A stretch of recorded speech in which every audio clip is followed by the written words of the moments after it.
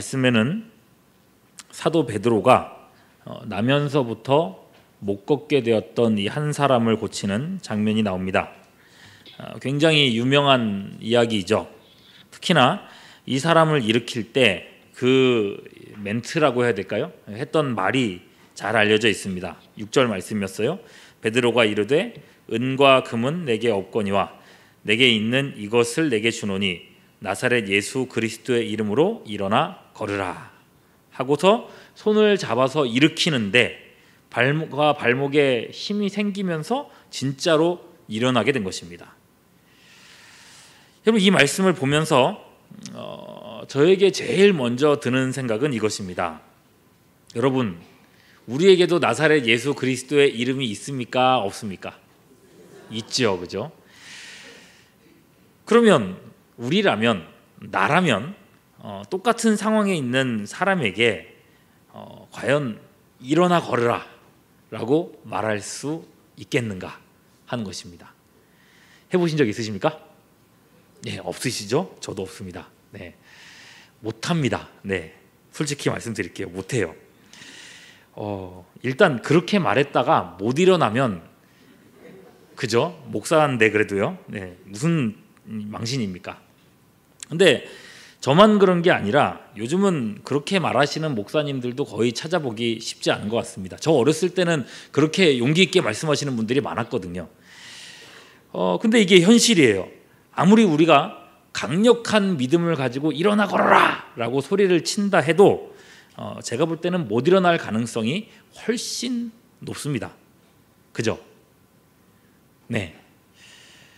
무슨 말이냐면요, 이런 기적이 될 수도 있고 안 될 수도 있는 그런 상황이라면 굳이 모험을 할 필요가 없다는 겁니다.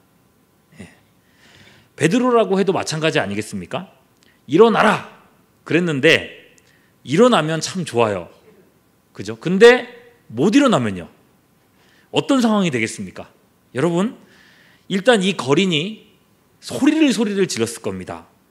아니, 이 사람들 좀 보게, 돈 없으면 그만이지 우리가 돈 없다 그러더니 내게 있는 걸 준다고 온갖 포문 다 잡아놓고서는 일어나라고? 당신들 예수쟁이들은 그렇게 아픈 사람 갖고 노는 게 그렇게 재밌어? 그러면서 아이고 그러면서 얼마나 억울하다고 소리를 질렀겠어요. 그럼 주변 사람들도 다 듣겠죠.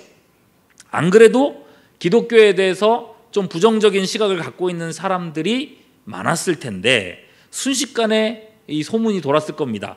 저 예수쟁이들은 병 고치는 쇼를 한다. 그럼 지금까지 기적을 행했다는 것도 다 거짓말일 것이다. 이렇게 소문이 났을 거예요. 그러면 사도들도 얼마나 큰 망신입니까? 근데 이게 자기들만 망신당하면 그나마 다행일 거예요. 결국 예수님의 이름까지 욕되게 되지 않았겠습니까? 이 한 건이 사실 굉장히 치명적인 사건이 될 수도 있습니다. 사도들은 순식간에 사기꾼이 됩니다.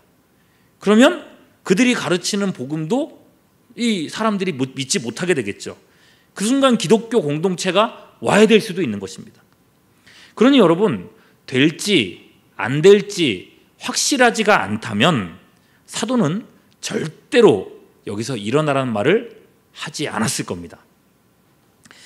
그럼에도 여러분, 베드로는 나면서 못 걷는 이 사람을 붙들어 일으켰습니다. 일어나라고 말했어요. 그러니 여러분, 이것은 반드시 일어난다고 하는 당연한 확신 때문에 그랬던 겁니다.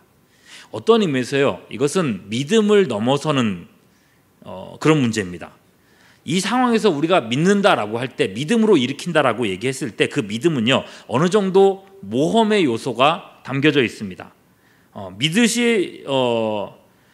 내가 믿지만, 하나님께서 고치실 줄 믿지만 그리 아니하실지라도, 안 고치실지라도 괜찮습니다. 이런 고백 속에서 우리가 믿는다고 얘기를 하는 거거든요.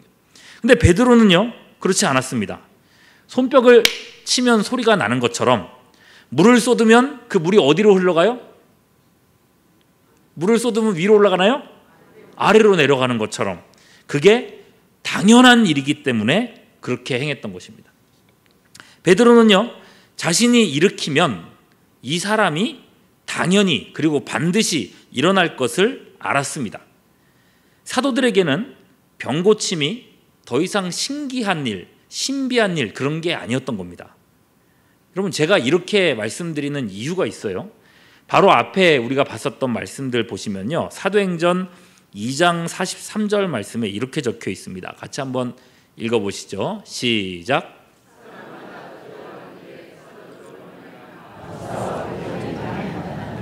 기사와 표적이 얼만큼 나타났어요? 많이 나타났다고 했습니다. 많이 나타났어요. 하나님은 사도들의 복음을 증거하기 위한 표적으로서 병고침과 기적을 많이 일어나게 하셨습니다. 이것은요, 실패가 없었다는 의미입니다. 이들은 이미 수많은 기적들을 행하고 있었습니다. 하나님께서 자신들을 통해서 교회의 토대를 세울 줄 그들은 이미 확신하고 있었습니다. 제자들은 그리스도의 신실하신 일하심을 의지해서 마음 놓고 병고침을 선포할 수 있었던 겁니다. 그러니 우리 시대하고는 전혀 다른 느낌이죠. 베드로는 전혀 의심 없이, 또는 안 일어나면 어떡하지? 못 고쳐지면 어떻게 하지? 하는 그런 걱정이나 염려 없이 나사렛 예수 그리스도의 이름으로 이 못 걷는 사람에게 선언할 수 있었던 겁니다. 못 걷는 사람이 일어난 것, 이것은 이미 일어났던 수많은 기적들 중에 하나에 불과하다는 겁니다. 그러니 여러분, 사도들이 병 고친 사건을 여러분 성경 읽으면서 보시면서 오늘날에도 고칠 수 있느냐 없느냐 이런 걸로 논쟁할 필요가 없습니다. 우리도 고칠 수 있다 이런 식으로 접근하는 거 곤란합니다. 제자들은 고쳤는데 왜 목사님은 못 고치세요? 아니에요, 여러분. 하나님은 이 병 고치라고 목회자 부르신 게 아닙니다. 사도들에게도 마찬가지예요. 사도들에게 중요한 것은 지금 병 고치는 문제가 아닙니다. 이건 당연한 거고요. 병 고침보다 중요한 것이 있습니다. 여러분, 그것은 뭐냐면 이 사람이 성전에 들어갈 수 있게 되었다는 겁니다. 어떻게 됐다고요? 성전에 들어갈 수 있게 되었다. 고침받기 이전에 이 사람은 성전에 못 들어가는 사람이었습니다. 레위기 21장에 보면 이 아론의 자손이라 할지라도, 제사장 가문이라 할지라도 17절 말씀에 육체에 흠이 있는 사람은, 육체에 어떤 모양이든 흠이 있는 사람은 성전에 못 들어온다 했습니다. 18절 19절 보면요, 누구든지 흠이 있는 자는 가까이 못할지니 곧 맹인이나 어떤 자요? 다리 저는 자나 코가 불완전한 자나 지체가 더한 자나 발 부러진 자나 손 부러진 자나. 23절 휘장 안에 들어가지 못할 것이요 제단에 가까이 하지 못할지니 이는 그가 뭐가 있다고요? 흠이 있으면 못 간다는 겁니다. 여러분, 제사장이라도 그렇게 되었을진데, 하나님의 성전 안에 들어갈 수 없었을진데, 일반인이에요. 일반인이면서 걷지 못하는 이 사람이 어떻게 성전에 들어갈 수 있겠어요? 하나님 나라에서 받아들여지지 않는 사람이었다는 것입니다. 그런데 이제 고침을 받게 됐습니다. 자기 다리로 걷게 된 겁니다. 걷자마자 이 사람이 한 일은 무엇입니까? 아버지! 어머니! 내가 이렇게 걷게 됐어요! 할렐루야! 하면서 집으로 뛰어갔습니까? 아니죠. 8절이요. 뛰어서서 걸으며 그들과 함께 어디로 갔어요? 성전으로 들어가면서 걷기도 하고 뛰기도 하며 하나님을 찬송했습니다. 성전으로 들어갔어요. 유대인입니다. 유대인으로서, 하나님을 아는 사람으로서, 하나님의 백성이라고 불리는 사람으로서 평생을 성전에 들어가 보지 못하고, 왜요? 나면서부터 못 걸었잖아요. 그저 성전 문 앞에서만 있어 왔던 사람이에요. 그의 최대의 꿈은요, 성전 안에서 구걸했잖아요. 성전 앞에서 구걸했잖아요. 오늘은 돈 얼마나 받을까? 오늘은 얼마나 벌까? 이런 게 아니었습니다. 수많은 사람들이 성전으로 들어가는 걸 봤습니다. 수많은 사람들이 성전에 들어가는 그 등을 봤습니다. 나는 못 들어갑니다. 그게 너무 부러웠어요. 나도 저 안에 들어가고 싶다. 평생 못 들어가 봤으니 그 안에 뭐가 있는지 모릅니다. 어떻게 생겼는지도 몰라요. 이 문턱을 넘어서 성전에 들어가는 것, 그게 그의 평생의 꿈이었습니다. 하나님께 받아들여지는 것, 하나님이 나 같은 사람도 받아주시는 것. 여러분, 예수의 이름으로 이 사람은 지금 걷게 된 것이 문제가 아니라 예수의 이름으로 평생의 꿈이었던 어디로요? 성전으로 들어가게 된 겁니다. 여러분, 병을 고친 건 이 사람의 인생이 바뀐 일이잖아요. 근데 여러분, 성전에 들어가는 건 이 사람의 영혼이 바뀌게 된 것입니다. 여러분, 많은 기적들을 행했었지만 오늘 기적을 기록한 목적이 바로 여기에 있습니다. 태생적으로 구원받을 수 없는 죄인이, 특별히 우리 같은 이방인들이, 우리 같은 죄인들이 예수의 이름으로 성소에 들어갈 자격을 얻게 되었다는 것입니다. 히브리서 10장 19절이죠. 그러므로 형제들아, 우리가 예수의 피를 힘입어 성소에 들어갈 담력을 얻었으니. 여러분, 예수의 이름은요, 단순히 병고침을 넘는 것입니다. 병고침을 넘어서 영혼을 구원하는 이름입니다. 그의 사랑의 나라에 들어가게 하는 것, 그 능력이 예수님의 이름 안에 있다는 것입니다. 여러분, 그리고 오늘 밤에 깊이 또한 간절히 기도해 주시기를 바랍니다. 한 사람이라도 구원받는 역사가 일어나도록, 예수 안에서 인생의 전환점이 일어나는 그 한 사람이 생겨날 수 있도록 여러분, 오늘 밤에 뜨겁게 기도해 주시는 여러분들 될 수 있기를 바랍니다. 자, 하나님은 그렇게 한 사람을 통해서 우리는 상상도 못할 엄청난 일을 이루어 가실 수 있습니다. 그래서 그 이어지는 이야기는요, 이 한 사람을 통해서 하나님께서 어떻게 일하시는지를 살펴보려고 합니다. 여러분, 초대교회에 기적이 많이 일어났다고 했어요. 근데 여러분, 기적이 그렇게 많이 일어나고 그렇게 소문이 나고 해도 사실 그랬습니다. 이게 거짓인지 진짜인지 자작극인지 의심할 수 있지 않겠습니까? 기적들이 분명 많이 일어나기는 했지만은 여전히 믿지 못하고 받아들이지 못하고 의심하는 사람들이 많이 있었습니다. 새롭게 생긴 종교 집단에서 하는 일이니까 일단 경계심이 많이 있었던 겁니다. 그런데 여러분, 오늘 고침받은 이 사람을 보십시오. 나면서부터 못 걷는 사람이라 했어요. 당시로서는 이런 사람이 먹고 살 길이 막막했습니다. 그러니 부모 입장에서는요, 어린 자녀가, 이런 자녀가 앞으로도 평생 먹고 살아야 되는데 살 수 있는 방법은 뭐밖에 없어요? 국어밖에 없어요. 그래서 아이에게 국어를 시켜왔던 겁니다.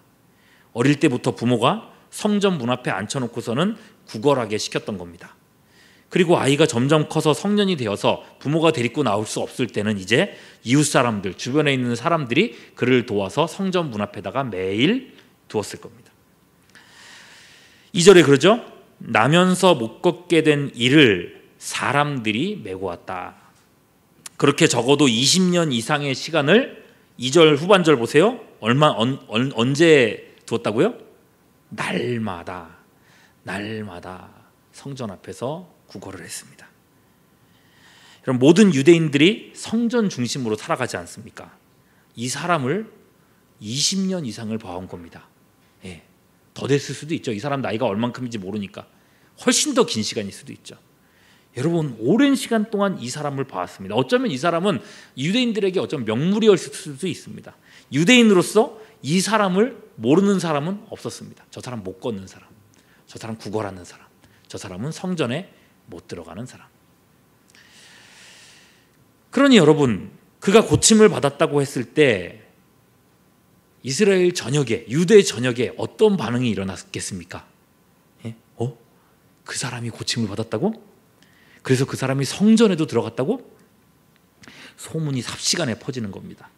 그를 보려고 정말 수천 명의 사람들이 몰려온 겁니다. 그를 보려고. 10절 보십시오. 저 사람 봐라. 저 사람 날마다 성전 미문에 앉아있던 사람 아니냐. 여러분, 적어도 5천 명 이상 되는 사람들이 그를 보기 위해 나왔다는 것입니다. 그걸 어떻게 하느냐? 여러분, 이 사건을 계기로 베드로가 이제 두 번째 설교를 하게 되는데요. 설교를 듣고 회심한 사람이 사도행전 4장 4절 말씀 보시죠. 같이 봅니다. 시작. 말씀을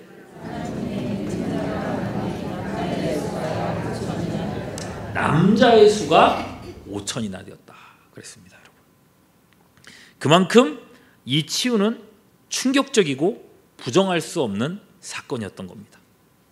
엄청난 사람들이 이 사건 하나를 통해서, 이 한 사람을 통해서 교회에 유입되었습니다. 앞서서 회심한 사람이 3,000명 있었잖아요. 그리고 날마다 구원받는 사람들이 계속 있고요. 그리고 이제는 남자만 5,000명이다. 그럼 여자는 몇 명일까요? 네? 예, 여자는 5,000명보다 많을까요? 적을까요? 예, 지금 여기에 지금 남자가 많습니까? 여자가 많습니까? 네, 2배 이상은 될 거라고 봅니다. 그죠? 애들도 있을 거 아니에요. 그죠? 애들 숫자에 포함 안 시켰거든요. 20살 이하로는.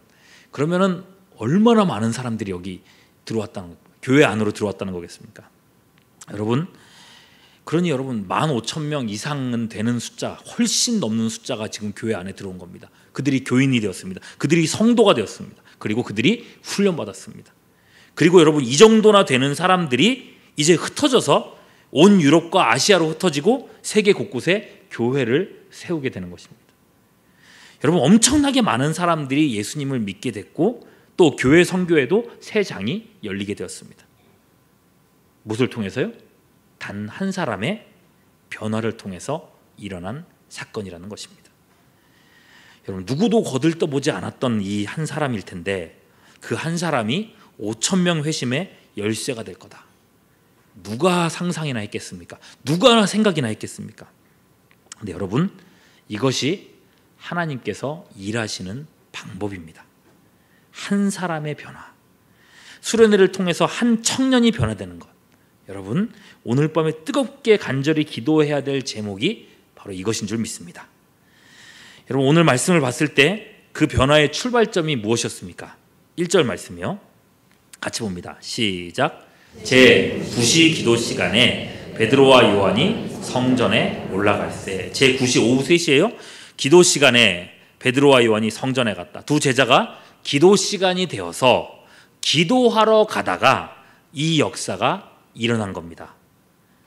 여러분, 그러면 그런 생각이 드시죠? 기도 시간에 기도하는 거 당연한 거 아니야? 라는 생각이 들지 않습니까? 여러분, 대단한 일입니다. 바로 얼마 전에 겟세마나에서 예수님께서 땀방울이 되도록 핏방울이 될 정도로 그렇게 간절히 기도했는데 미안해서라도 못 잘 것 같은데 제자들 어떻게 했어요? 콜콜 잤습니다. 2번, 3번 와가지고 야, 같이 기도 좀 하자. 그래도 어떻게 했어요? 콜콜 잤습니다. 그래서 예수님이 뭐라 그러셨어요?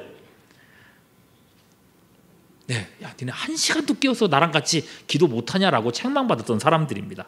그 이전에도요, 복음서 말씀을 보면 기도 얘기만 나오면 이 친구들이 아니라 이분들은요, 잠을 자거나 책망을 받거나 했던 사람들입니다. 그들이 제자들입니다. 근데 여러분, 지금은 달라요. 기도 시간이 되어서 당연한 듯 기도하는 자리로 나아갑니다. 여러분, 짧은 시간인데 엄청난 변화가 일어난 겁니다. 기도의 실패자가 기도의 성공자가 되는데 많은 시간이 필요하지 않더라는 것입니다. 하나님은 이런 제자들을 통해서 자신의 계획을 이루어 가셨습니다. 여러분, 금요 기도의 시간이 되어서 금요 기도에 기도하러 여러분 오시지 않았습니까? 맞습니까? 네, 이 시간이 정말 소중하고 그리고 중요한 시간입니다.